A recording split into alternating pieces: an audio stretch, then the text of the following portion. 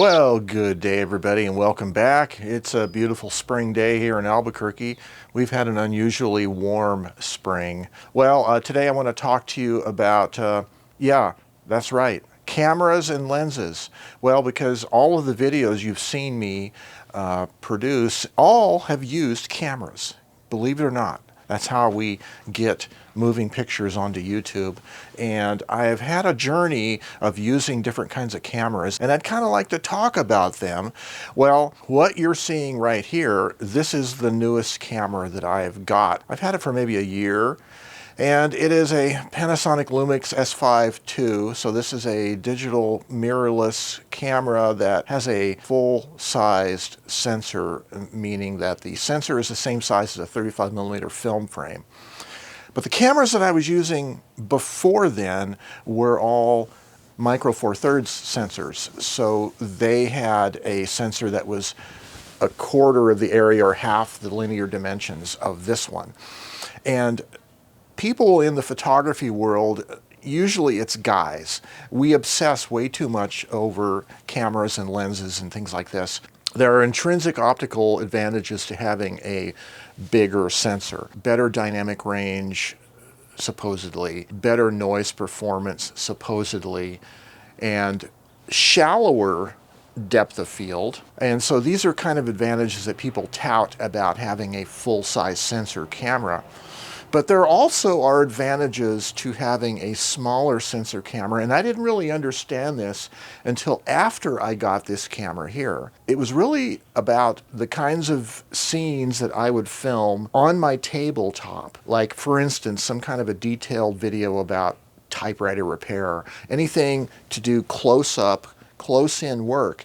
It turns out that these bigger sensored cameras don't really have an advantage. In fact, they have a disadvantage.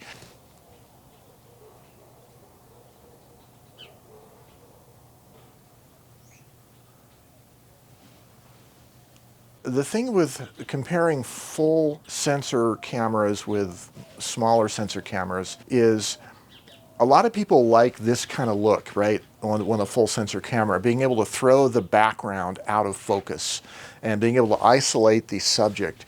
And that is a really useful optical tool if the purpose fits the video's purpose.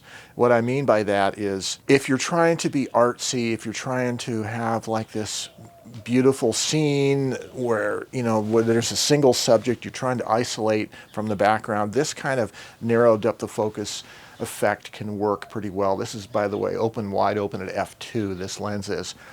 But if you're trying to make videos that are descriptive, what I mean is you're trying to show something, visual information that helps illustrate what the video is about. You actually want everything to be sharp as possible in order to illustrate whatever it is you're showing. And in that case, these full sensor cameras are not at an advantage. It turns out that the smaller sensor cameras have an intrinsic advantage over the big ones. Let's show you an example. Okay, you're looking at the screen of the S5 Mark II. And you can see here that the S5 is currently aimed at this IBM Selectric 721's chassis. And we have the Lumix S5 II at a 50th of a second shutter speed, f1.8, the lens is wide open, and we are in auto ISO, and it's chosen an ISO of 320 in order to get the exposure normal. And you can see this narrow depth of focus, this box right here is what we're focused on, and you can see that that part of the image is pretty sharp, but back here it's rather soft, and even here over on the return key on the keyboard it's rather soft. And so if we start doing some typing, you can see that while this part is sharp, the actual action taking place over here, the motion and all that, is very soft because we have such a narrow depth of focus. And that's one of the intrinsic problems of full frame sensor cameras when you're shooting close up, is those large sensors have an intrinsically narrower depth of focus at the same equivalent angle of view. So what are we going to do? Well, we can stop down the aperture of the lens here. You can see I'm going to go all the way up to, let's say, f8. Now at f8, look at our picture now. We're focused on the same area, but look at the depth of focus. Back here is now much sharper. Up here is now much sharper. Let me get my microphone cord out of the shot. So even back here, the moving print carrier is much sharper. And so as a descriptive video for describing the details of something, you want a wide depth of focus in these tabletop venues, and you can see I've gotten it. I've achieved the wide depth of focus. However, I did so at the sacrifice of ISO. See, in order to get proper exposure stopped all the way down to f8, my ISO went up to 5,000. And what that means is that I've lost all the advantage of my full frame sensor, which is supposed to be superior, less noise, and better dynamic range. Well, I've lost that because now instead of running at ISO 320 or whatever, I'm at ISO 5000 in order to get enough depth of focus. So the problem with these full frame sensors is you lose all the advantage of the sensor size if you're trying to shoot things close up, where depth of focus close up is always more restricted, just by the laws of optics. Okay, now you are now looking at the screen of the Lumix GH3. This is an older micro four thirds camera. It's over 10 years old. So let me go to the display mode. We can see our settings here.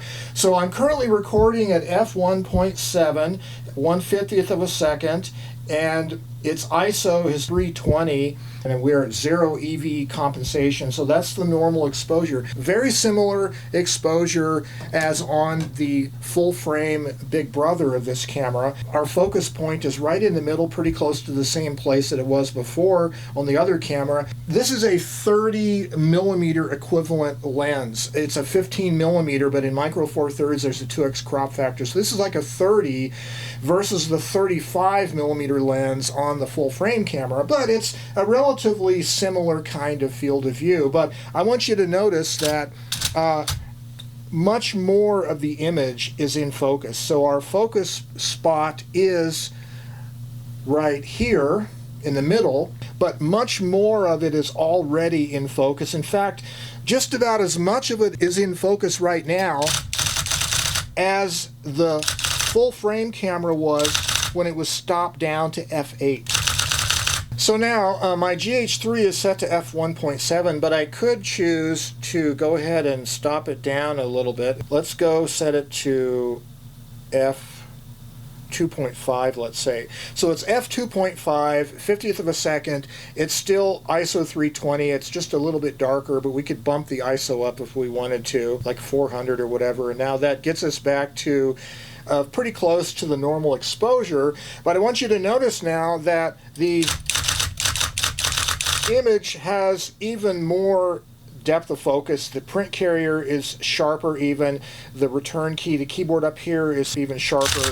So we really have superior depth of focus to be able to see everything in focus, and yet our ISO performance, our ISO is only at 400 versus in the thousands.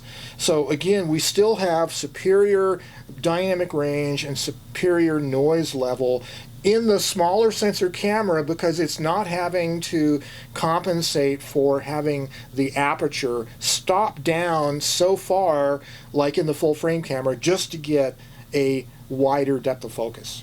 Okay, now we see the same scene with an iPhone. This is an older iPhone 13. You can see that we are intrinsically really sharp from all the way back here to all the way over here and all the way back here.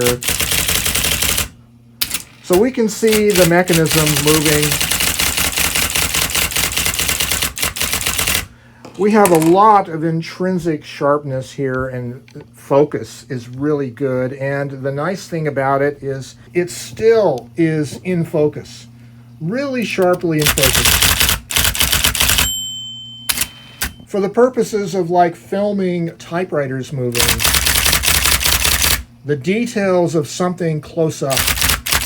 This tiny sensored camera has such better focus, better sharpness close up.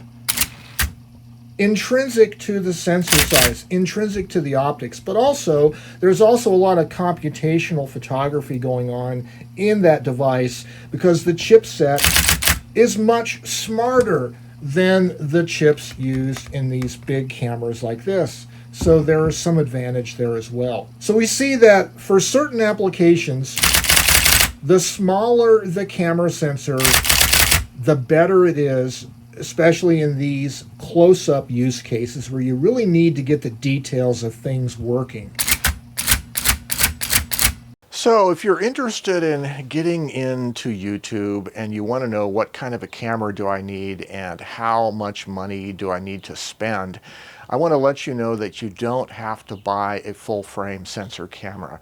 These run into the thousands of dollars. So you can get by with a smaller sensor camera based on what your use case is. And in this case, like this kind of a talking headshot or semi-close-up shot, yeah, you might want to have the background thrown out of focus or whatever, but it's not really that important for a lot of purposes in video shooting. But what is important is if you're trying to show something, illustrate an idea visually, maybe it's a how-to video. You know, maybe you're unboxing a product, or maybe you're showing your sketch journal, or whatever you do. Visual information is the key, and you can't have that visual information if you've thrown everything out of focus except for a narrow zone of focus. So a smaller sensor camera is really at an advantage here. Now, can you just use your phone? The answer is yes.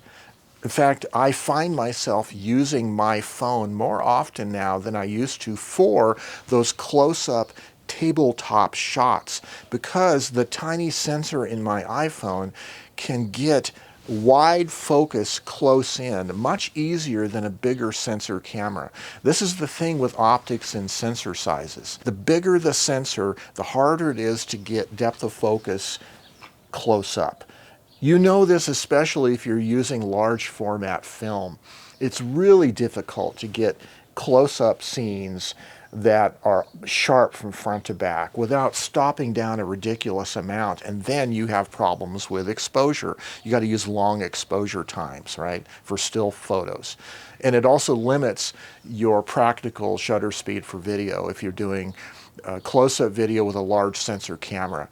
So I find myself using, more often than not lately, using my iPhone for close-up tabletop work, and then a bigger sensor camera like this one, or even the Micro Four Thirds, for more of these talking headshots that are further away. The most important thing, regardless of whether it's a close-up scene on a table or a talking headshot, the most important thing I think is audio quality. That trumps the visuals in a lot of ways. It trumps whether or not you want narrow depth of focus with a background thrown out of focus. And so I have a series of adapters that I've gotten that I can use these wireless microphones like this with my iPhone. And I can get the same quality of audio as I have with my big camera now. That's super important. You got to have good audio. Okay, let's look at the kinds of connectors I use on my older iPhone 13. So my iPhone 13 uses the Lightning connector, not the more modern USB-C. So what I have here is I have this adapter that goes from Lightning to a microphone input and a headphone output. However, the microphone input in this adapter requires a TRRS, or a 4-pin microphone jack, and most of the video microphones that I use only have the TRS, or 3 rings instead of 4. So what I'm doing is I'm using an adapter, a 3 to 4 adapter, and how that works is you actually have to plug the adapter into the headphone jack, and then you have 2 separate inputs. One is the microphone and one is your output for the headphones there. And this microphone input now takes a TRS jack, so it'll have the proper audio, and whatever microphone I'm using, I plug it into there. This happens to be a Rode Wireless Go microphone. This is the receiver for a wireless microphone. And of course the transmitter would be worn by the video presenter or the guest or whoever it is. So this is just one option. I also can use the same option with my iPhone with my desktop microphone system, I should plug this in here, with my desktop microphone system, instead of plugging the wireless mic in, I will be plugging in the cable that I use for my dynamic overhead microphone. But this kind of assemblage of several different adapters, a dongle and an adapter, is how I can get a TRS 3-ring connector microphone jack into my iPhone and have it work for good audio. And audio is very important in video, especially when you're using a phone. So close-up things like looking down on tables, intricate little details of things you want to film, like you're working on a typewriter or some other little gizmo, you're trying to make a film about it, you can use your phone. In fact, the thing with phones is the modern phones have computational photography built in. They can give you wider dynamic range. They can give you shadow information that a traditional camera maybe struggles to do, or you'd have to do a lot of post-processing of the footage to get the same look. The modern phones just have a really great look, and their best use case, I think, is close-up, because the sensors are small. They have intrinsically wider depth of focus because the lens focal length is so short. And then a bigger sensor camera for shots like this, yeah, this can give you a nice look, but it doesn't require it. I mean, the biggest real difference in this kind of a shot using an iPhone or a bigger camera is, do you want everything in focus, right? Because the bigger sensor shot, you can separate that out, but a small sensor like either a phone or an action camera, everything front to back is in focus, and you may not want that. But that's not the most important thing. The most important thing about shooting video is really telling stories, right? And these things that us video people tend to focus on about, you know, sensor size, narrow depth of focus and all that is really minors. We're kind of majoring in the minors a lot of ways. So I want to encourage you, you can use your phone, yes, for videos, but get some adapters that enable you to plug a microphone right into it and get better audio. And you can get yourself a larger camera also, but you don't have to get yourself a full frame sensor camera. There are alternatives, APS-C cameras, micro four thirds, etc.